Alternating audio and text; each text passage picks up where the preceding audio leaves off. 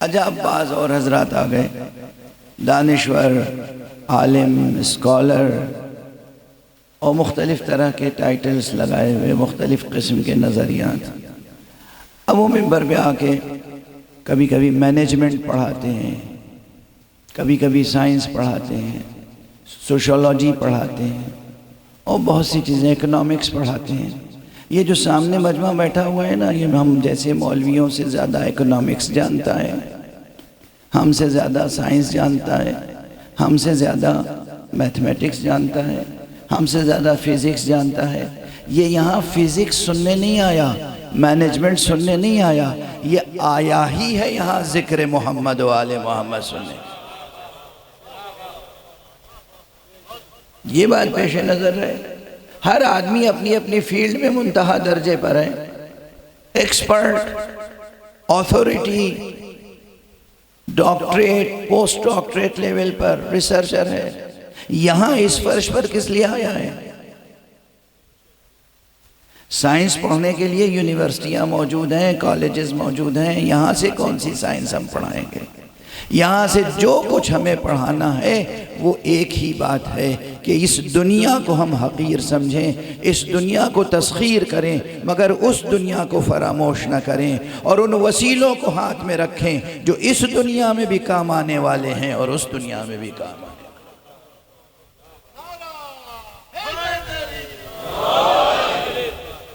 یہ امام بارگاہوں کی مجلسیں ہوں، گھروں کی مجلسیں ہوں، کہیں بھی ذکر ہو، مجلس حسین کا موضوع خدا سے شروع ہوتا ہے اور خدا پہ تمام ہوتا ہے، لیکن گزرتا ہے محمد اور آل محمد کے تذکرے کے ساتھ۔ اب میں عرض کروں اتنی تمہید کے بعد کہ آج جو میں نے آیت مختصر سی آیت، 4 الفاظ ہیں صرف، یہ آیت انتخاب کی، سورہ مبارکہ مائدہ کا سرنامہ ہے۔ یہ سورہ مائدہ قرآن مجید کا 5واں سورہ ہے۔ ارشاد الہی ہے، یا ایہا الذین آمنوا اوفوا بالعقود۔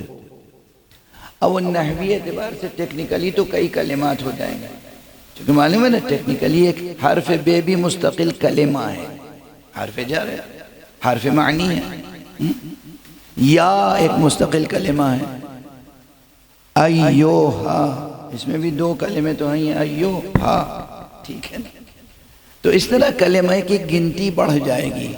تو میں کہہ رہا ہوں ابھی میں عربی گرامر نہیں پڑھا رہا ہوں آپ کو، ابھی بتا رہا ہوں، یاد رکھیے 4 کلمات ہیں، یا ایہا الذین آمنوا اوفوا بالعقود۔ یہ 4 یا 5 الفاظ کی آیت، یہ اپنے اندر اس کا بھی ایک ظاہر ہے اور ایک باطن ہے، فقہ سے لے کر اور عرفانیات تک، فقہ سے لے کر یعنی روزانہ کے شرعی فرعی مسائل سے لے کر اصول دین کے بنیادی مسائل تک اس آیت میں حکم الہی موجود ہے۔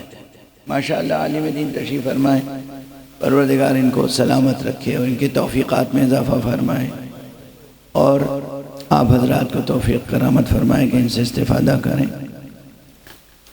ترجمہ کر دیتا ہوں اور چند جملے بس، تفصیل سے گفتگو کی نہ کیفیت ہے نہ موقع محل ہے، اور آپ کی ذہانتوں پہ بھروسہ ہے کہ ایک جملہ عرض کروں گا اور راہ روشن ہو جائے گی۔ پہلی بات جو ظاہری ترجمہ آپ کو ہر ٹرانسلیشن میں ملے گا وہ یہ ہے، اللہ فرماتا ہے، یا ایھا الذین آمنوا، اے ایمان لانے والوں، اوفوا بالعقود، دیکھو جو عقد و پیمان کرو آپس میں اس کی وفا کرو۔ بجائے خود کتنا بڑا حکم ہے یہ، کتنا بڑا حکم ہے، یا ایھا الذین آمنوا اوفوا، یعنی وفا کرو، ایفا کرو، کس چیز کی؟ بالعقود، جو بھی تم آپس میں عہد و پیمان کرو۔ عقود جمع ہے عقد کی، ٹھیک ہے نا؟ عقد نکاح بھی عقد ہوتا ہے، عقد بیع بھی عقد ہوتا ہے۔ آپ کوئی مکان خریدتے ہیں، کوئی پراپرٹی خریدتے ہیں یا بیچتے ہیں تو کیا ہوتا ہے؟ کانٹریکٹ لا کے تحت آتا ہے نا، ایک چیز ایک نے بیچی، دوسرے نے خریدی، انہوں نے کہا میں بیچتا ہوں، دوسرے نے کہا میں خریدتا ہوں، اعلان ہو گیا، قیمت لی گئی، دی گئی، کانٹریکٹ ہو گیا، رجسٹری ہو گئی۔ اب کیا کرنا ہوگا؟ اوفو کے تقاضے کیا ہیں؟ بھئی آپ نے پراپرٹی بیچی ہے تو اب یہ پراپرٹی ان کے ہینڈ اوور کریں۔ اب احکام اور آثار مترتب ہوں گے کہ ابھی تو سب اپنی جگہ ہیں۔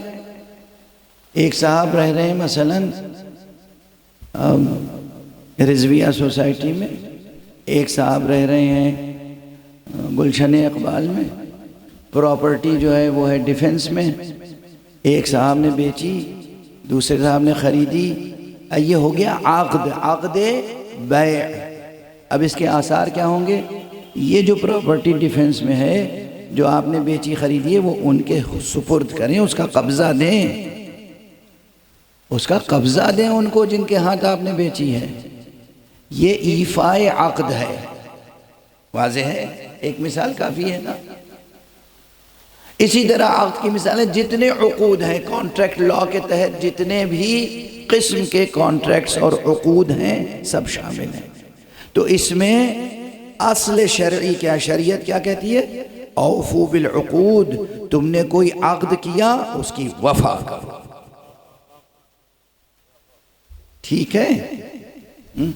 اچھا، جو میں نے کہا تھا یہ دنیاوی روزمرہ کے شرعی فرعی احکام سے لے کر اور عرفانی احکام تک یہ بات چلے گی، تو بس ایک جملہ کہوں اور عرفانیات کا باب کھل جائے گا، مکمل آپ کیجئے گا۔ جس طرح یہاں یہ ہے کہ آپ نے جو چیز بیچی، اس جس کے ہاتھ بیچی ہے اس کو قبضہ دے دیجئے، ورنہ پھر ایفاء عہد نہیں ہو سکے گا۔ تو اگر آپ نے بیعت کی ہے خدا سے،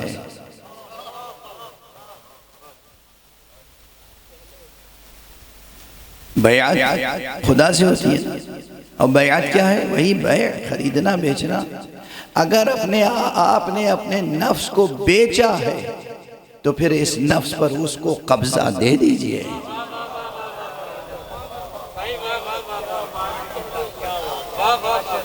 اگر آپ نے یہ کام نہیں کیا تو ایفاء عہد نہیں ہوا، پھر آپ کیا ہوں گے؟ مجرم، خائن، بے عہد، بد عہد، بے ایمان، بد معاملہ۔ یہ کون سا معاملہ ہے؟ بیچا اور اس کو ایک ذرہ اختیار نہیں دیا، کر وہی رہے جو آپ کا جی چاہتا ہے۔ واضح ہے بات؟ تو روزمرہ کی زندگی سے لے کے یہ آیت وہاں تک پہنچی کہ اللہ سے اگر واقعاً عہد و پیمان ہوا ہے نا، ہوا ہے یا نہیں ہوا ہے تو آپ جانیں، ہر شخص اپنے اپنے نفس کا محاسبہ کرے۔ لا الہ الا اللہ کہا ہے، محمد الرسول اللہ کہا ہے، یعنی محمد الرسول اللہ کے ہاتھوں پر اللہ کی بیعت کی ہے۔ علی ولی اللہ کہا ہے، یعنی علی کے ہاتھوں پر محمد کی اور خدا کی بیعت کی ہے۔ تو پھر اس بیعت کے تقاضے پورے کرنے ہوں گے۔ اگر بیعت کے تقاضے پورے نہیں کیے تو پھر عہد وفا پورا نہیں ہوگا۔